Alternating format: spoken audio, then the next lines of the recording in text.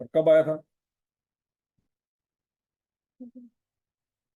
Spring 2023 में आया था। कब आया था जी? स्प्रिंग 2023 में आया था। अच्छा, किसने मांगा क्या जी? On 1 January 2020, Uranium Limited completed installation of a manufacturing plant which will be required to be dismantled at the end of its 8 years useful life.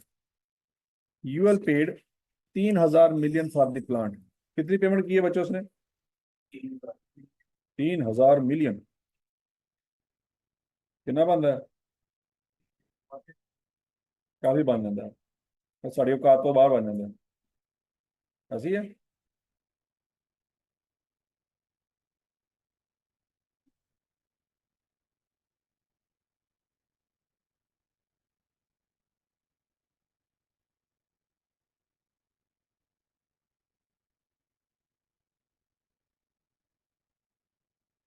अच्छा जी। On 1 January 2020, it was estimated that the cost of dismantling would amount to 500 million। हमने plant purchase कब किया? ये कम जनवरी को। तो बच्चों ये 3,000 million जो हमने पे किया, इसके अंदर ये 500 million शामिल है। कैसे पता लगा? क्योंकि ये पेमेंट है। तो ये अभी पेमेंट थोड़ी करनी है, ये पेमेंट तो करनी है बाद में जाकर। तो उस 3,000 के अंदर ये शामिल नहीं है। अगला पॉइंट, ये जो 500 million है, ये प्रेजेंट वैल्यू है कि फ्यूचर वैल्यू है? ये फ्यूचर वैल्यू है, इसकी प्रेजेंट वैल्यू निकालेंगे। जब प्रेजेंट वैल्यू होगी तो वो खुद बताता है कि ये प्रेजेंट वैल्यू। याद है ना, इस सवाल हमने किया हुआ है। Applicable discount rate at the time of initial estimate of dismantling cost was 10%। तो बच्चों बताओ, इस प्लांट की लाइफ कितनी है? 8 साल है। तो जरा मुझे बताएं फिर।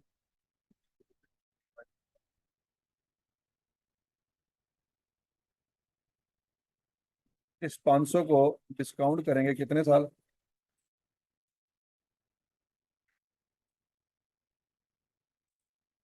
233.25। चेक करें। अच्छा, सवाल की रिक्वायरमेंट पढ़ते हैं पहले। Prepare relevant extract from the UL statement of profit और loss and other comprehensive income for the year 31 December 2022 and statement of financial position on that date. Show comparative figures. अच्छा जी, क्या बच्चों सिर्फ बैलेंस शीट के extract मांगे हैं उसने?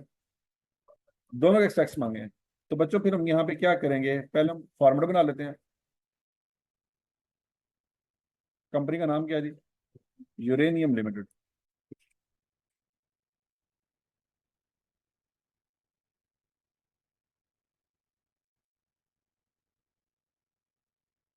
SOCI extracts.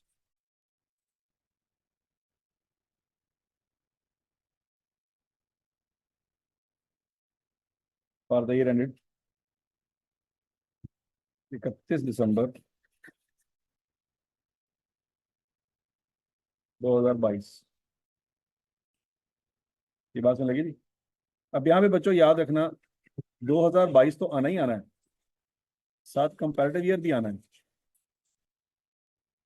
समझ आएगी। और अगली बात, हम यहाँ पे लिखेंगे रुपीज इन मिलियन।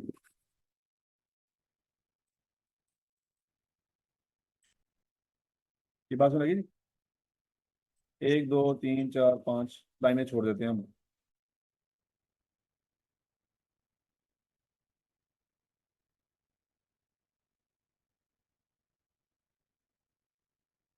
अच्छा, फिर उसके बाद दोबारा लिखेंगे। क्या लिखेंगे जी? यूरेनियम लिमिटेड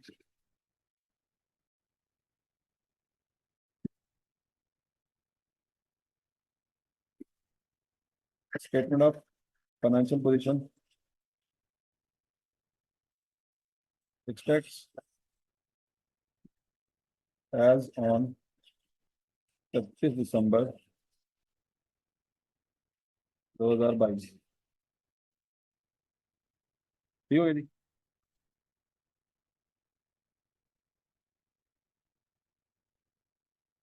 अब है।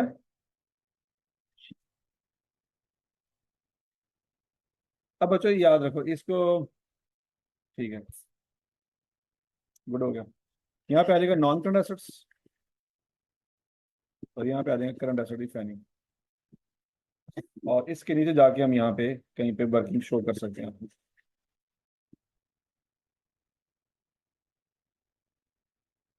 प्रेजेंटेशन समझ आ गई सबको? अच्छा जी। तो बच्चों, 1 जनवरी 20 को हमने प्लांट लिया, तो प्लांट की टोटल वैल्यू क्या हो जाएगी?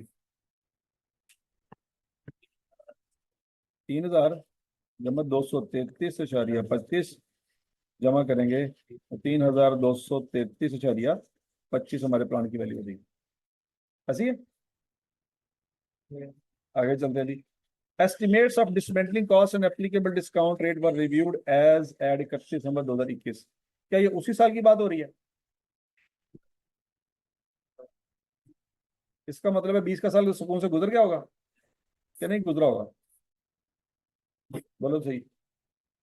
और 20 का साल सुकून से गुजर गया होगा कि नहीं गुजरा होगा? अच्छा जी। अब बच्चों, सबसे पहले कॉस्ट ऑफ प्लांट की बात करते हैं। 1 जनवरी 20 कितनी थी? 3233.25। कैसे? 3000 जमा 233.25। क्लियर है? ओके जी। अब बच्चों, जब साल गुजरा होगा तो क्या हुआ होगा? डेप्रिसिएशन चार्ज हुई होगा। बताएं जरा, डेप्रिसिएशन कितनी आएगी?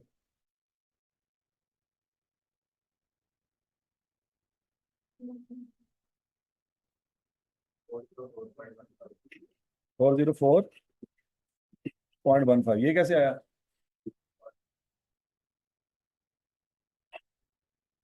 3233.25 डिवाइडेड बाई 8। ऐसी है। अब कैरिंग वैल्यू 31/12/2020 वाले दिन कितनी आएगी?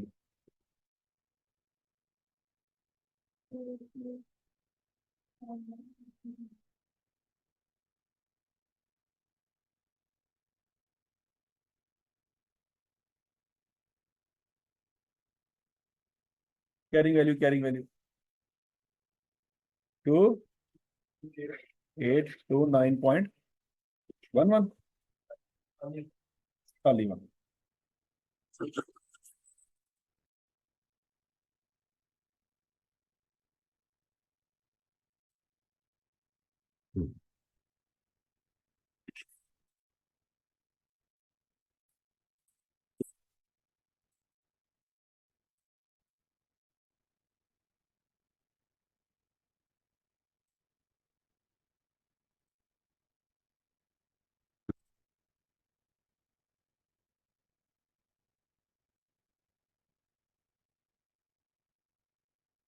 प्रेजेंट वैल्यू क्या आती थी प्रोविजन की बच्चों? 233.25। क्या बच्चों इसमें finance cost for the year शामिल होगी? निकाले जरा। आप अकाउंट बना के करना चाहे अकाउंट बना के कर लें, स्टेटमेंट की फॉर्म में करना चाहे स्टेटमेंट की फॉर्म में कर लें, मसला कोई नहीं। हाँ जी। किस रेट पे? 10% पे। 23.325। तो कैरिंग वैल्यू क्या आ जाएगी?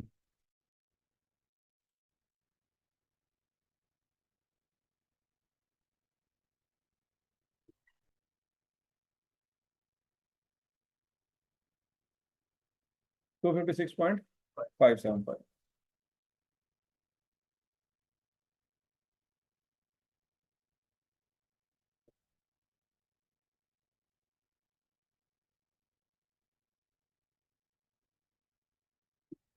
यार इन दोनों को जमा करें तो बन आता है।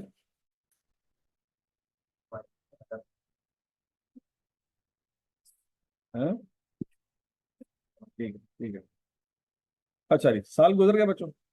अब पढ़ें। क्या 21 का साल भी सुकून से गुजर गया कि नहीं गुजर गया? इसका मतलब है 21 के साल में भी डेप्रिसिएशन सेम आएगी, 404.15।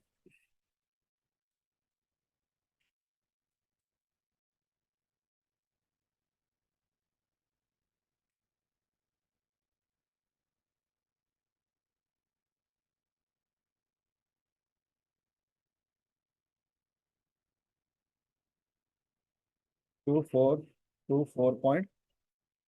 95। और यहाँ पे फाइनेंस कॉस्ट ऐड करें।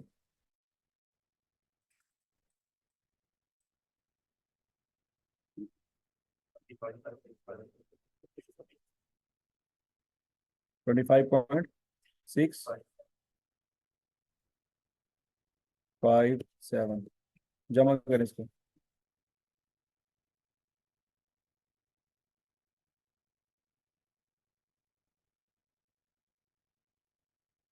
280। ओके। अब अच्छा 2021 का डाटा हमारे पास आ गया जो हम लिख सकते हैं। ऐसी है ना।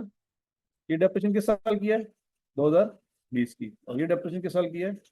2021 की। तो बच्चों स्टेटमेंट ऑफ प्रॉफिट लॉस में लिखने के लिए हमारे पास डेप्रिसिएशन आ गई। बोलो बोलो बोलो बोलो। डेप्रिसिएशन एक्सपेंस 21 का कितना आ गया?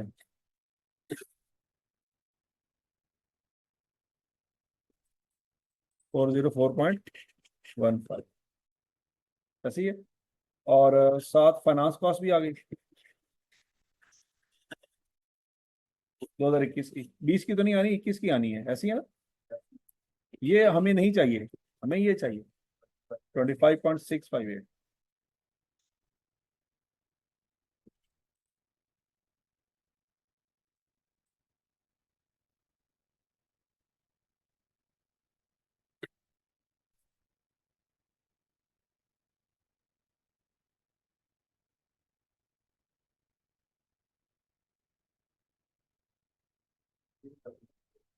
हाँ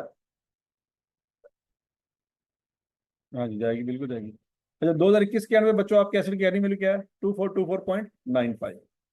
आप चाहें तो वो लिख लें। Plant property plant equipment cost या रीवैल्यूड अमाउंट।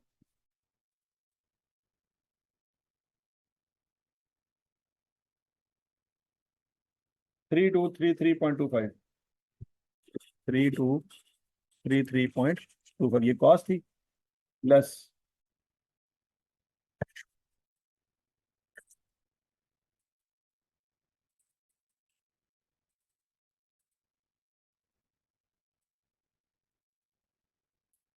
क्यूमुलेट अपनी कितनी है बच्चों? इन दोनों को टोटल कर लें। 808। ठीक हो गया जी। अच्छा जी। 2021 के अंत तक सब समझ आ गया। अच्छा 2021 के अंत में क्या? नॉन करंट सड़क है, करंट सड़क है। और फिर उसके बाद लाइबिलिटीज आ गई।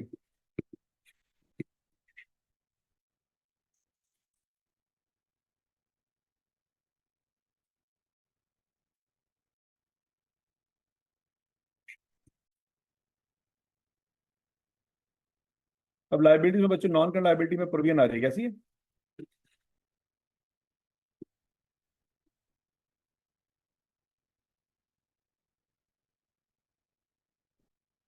प्रोविजन कितनी आ जाएगी? 282.23। सोचो सोचो सोचो सोचो।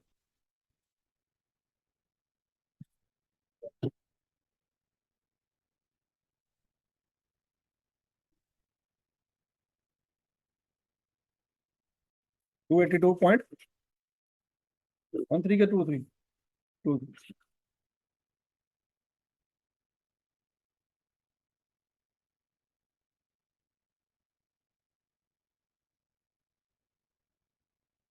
और समझ लगी बात की? यहाँ तक सवाल क्लियर है? अब आगे बढ़ते हैं। एस्टिमेट चेंज हो गए बच्चों। Estimates of dismantling costs on applicable discount rate were reviewed as at 31 December 2021 and were revised to 475 million and 15% per annum respectively। अच्छा जी, वो कहता है अब ये 475 जो है ये फ्यूचर वैल्यू की प्रेजेंट वैल्यू है? ये फ्यूचर वैल्यू है। ठीक हो गया। और रेट भी वो क्या कह रहा है? चेंज हो गया। इसका मतलब टाइम चेंज नहीं हुआ। टाइम चेंज नहीं हुआ, रेट चेंज हुआ है और अमाउंट चेंज हुई। तो जब अब आप प्रेजेंट वैल्यू निकालेंगे बच्चों तो 475 को 1.15 पे डिस्काउंट करेंगे, लेकिन कितने साल? 6 साल डिस्काउंट करेंगे क्योंकि दो गुजर चुके हैं।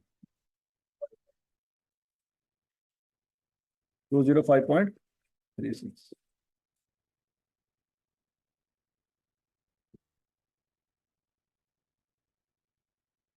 अब समझ आ गई सबको? तो बच्चों 205.36, सोच समय के जवाब देना।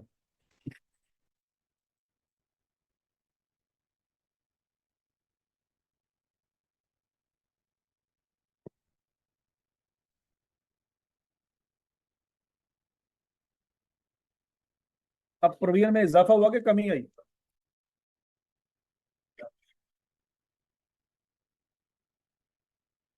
76.87।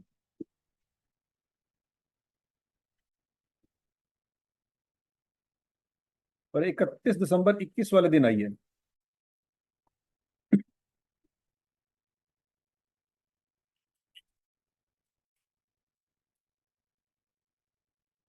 इस डिक्रीज की क्या एंट्री करेंगे? 76.87 है। Provision debit, profit and loss.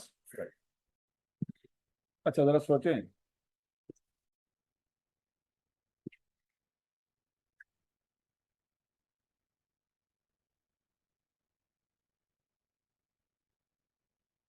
कितनी कमी आई है जी? 76.87।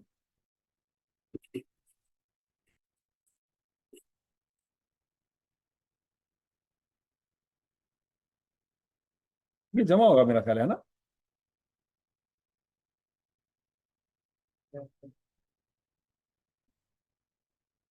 क्लियर? बोलो बोलो बोलो बोलो। एंट्री पावर एंट्री की है। Profit and loss. हाँ, माइनस करा।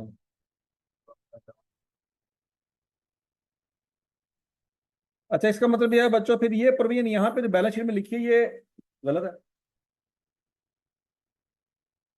सोचो यहाँ पे कौन सी वैल्यू आनी चाहिए?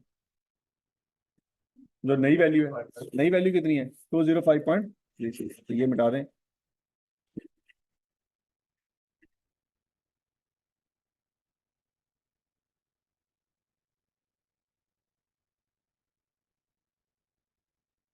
नहीं समझ रही। The fair value of plant including dismantling cost as 31 December 2022 was assessed at 1900 million. इसका मतलब है रीवैल्यूएशन कब हुई है बच्चों? 2022 में हुई है। 2022 में हुई है। इसका मतलब है बच्चों अगला साल भी सुकून से गुजर जाएगा।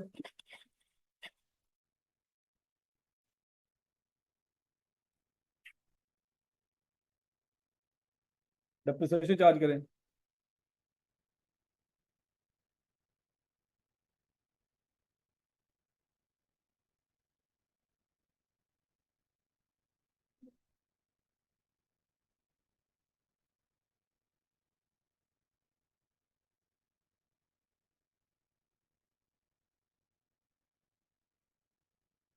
क्या आंसर आएगा जी?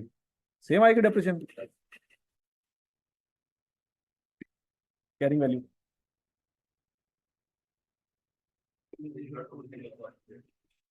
31 दिसंबर 2022, 20.8। ठीक हो गया? अब रीवैल्यूड अमाउंट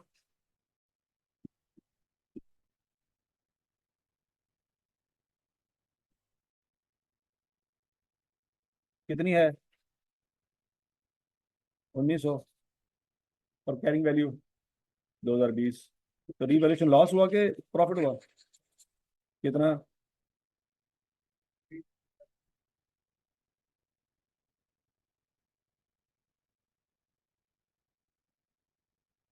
हाँ जी।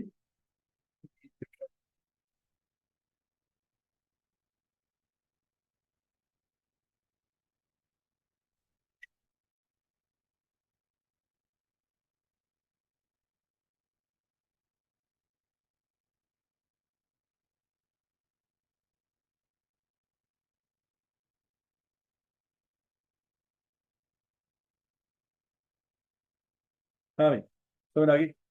और मुझे बता बैलेंस शीट में क्या लिखेंगे।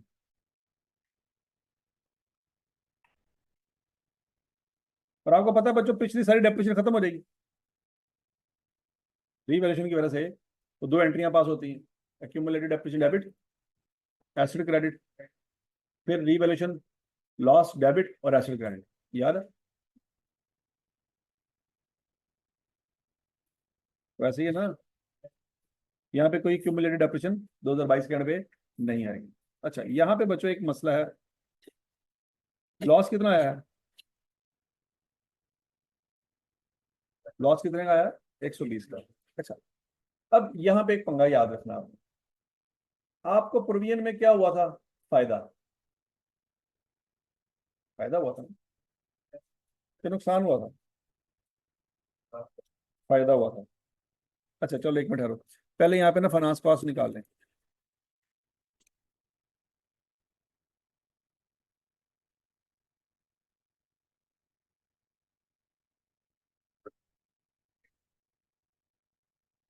अब बच्चों याद है रेट कौन सा लगना है? 15% निकालें जरा। कितना? 30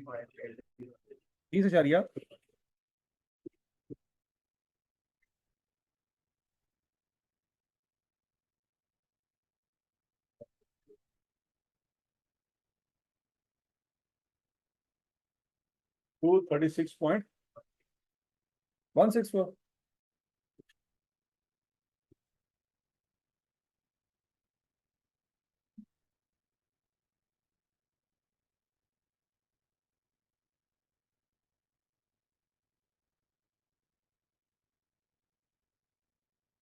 हाँ जी, ये कैरिंग वैल्यू आ जाएगी 236.164।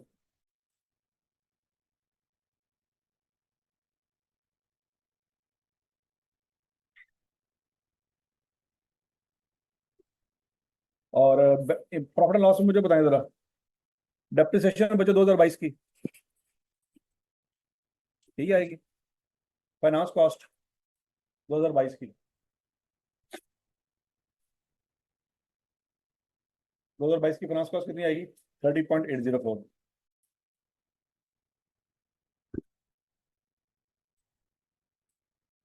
ऐसी है। अब यहाँ पे एक बात याद रखनी है, रीवैल्यूएशन मॉडल में अगर कोई प्रोविजन है उसकी वजह से आपके प्रॉफिट में इजाफा हो रहा है, ऐसी है, क्या हो रहा है? इजाफा हो रहा है। और सब्सिक्वेंटली लॉस हो रहा है। सब्सिक्वेंटली क्या हो रहा है? पहले इजाफा हो रहा है और बाद में क्या हो रहा है? लॉस हो रहा है। तो बच्चों स्टैंडर्ड ये कहता है कि पहले वो जो इजाफा, जो लॉस हुआ है ना, पहले इस इजाफे को खत्म करेगा और इसके ऊपर जो लॉस होगा वो प्रॉफिट लॉस में जाएगा। लॉजिक समझ आएगी नहीं? ये ऐसे ही जैसे रीवैल्यूएशन सरप्लस है, क्योंकि अगर पहले सरप्लस पड़ा होता तो ये डिक्रीजिंग प्रोविजन जो आया है ये इजाफा है, आपके लिए फायदा है, तो ये कहां पे चला जाता? सरप्लस में चला जाता। और बाद में अगर लॉस आता तो पहले वो सरप्लस को चार्ज होता, और अगर फिर भी पड़ा हुआ है तो फिर कहां जाता? प्रॉफिट एंड लॉस में जाता। यहां तक की बात में लगी। इस पॉइंट ऑफ व्यू से बच्चों इसको हम रिकॉर्ड करेंगे ओसीआई में। इसको हम कहाँ रिकॉर्ड करेंगे? ओसीआई में। इंक्रीज या डिक्रीज इन प्रोविजन।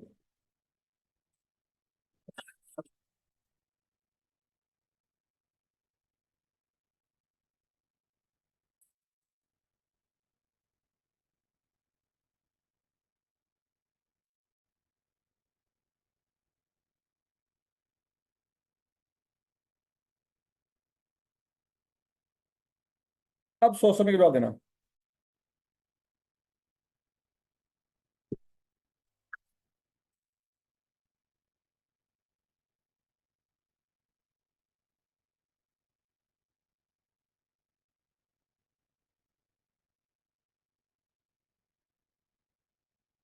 आपको आएगी 2022 में लॉस। तो पहले तो बच्चों ये 76.87 का जो प्रॉफिट पड़ा हुआ है ना, इसको क्या करेंगे? खत्म करेंगे। पिछले साल क्या हुआ था प्लस, इस साल क्या हो गया माइनस। मजीद कितना लॉस हुआ?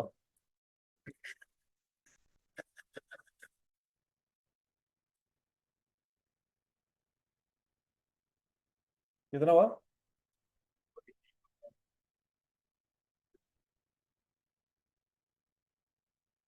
वो यहाँ पे शो करें, ताकि कल को जब दोबारा प्रॉफिट हो तो प्रॉफिट लॉस में कितना रिवर्सल होगा। 43.93 का रिवर्सल होगा, सारा 120 का रिवर्सल नहीं होना। नहीं समझ नहीं समझ नहीं समझेंगे। कल को जब 2 साल बाद या 3 साल में दोबारा सरप्लस आ गया, तो बच्चों इस साल में लॉस, वैसे तो टोटल लॉस कितना हुआ है, 120 का लॉस हुआ है। कल को अगर प्रॉफिट आया तो 120 का रिवर्सल नहीं हो पाएगा। कितना रिवर्सल हो पाएगा, सिर्फ 43.93 का रिवर्सल हो पाएगा। लॉजिक समझ आएगी, नहीं समझ आएगी।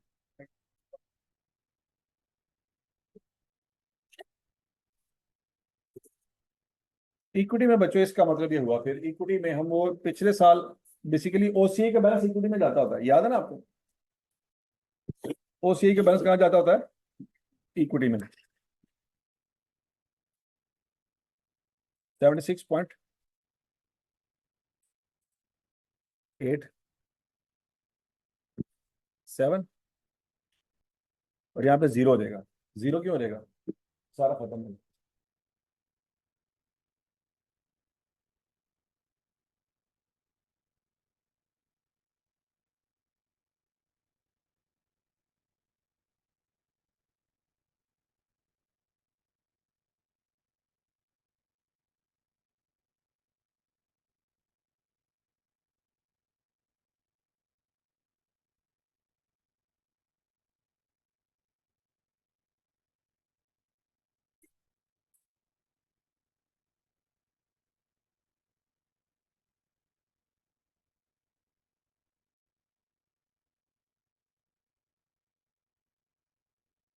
तो समझ आ गई नहीं। ये सवाल था बच्चों कब आया था, स्प्रिंग 2023 में आया। आसान है मुश्किल है, आसान है। हाँ जी, नहीं समझ आई। लो जी, ग्रेटफुल इंडस्ट्रीज स्प्रिंग 2022 में भी सवाल आया था। आपका पेपर कब है।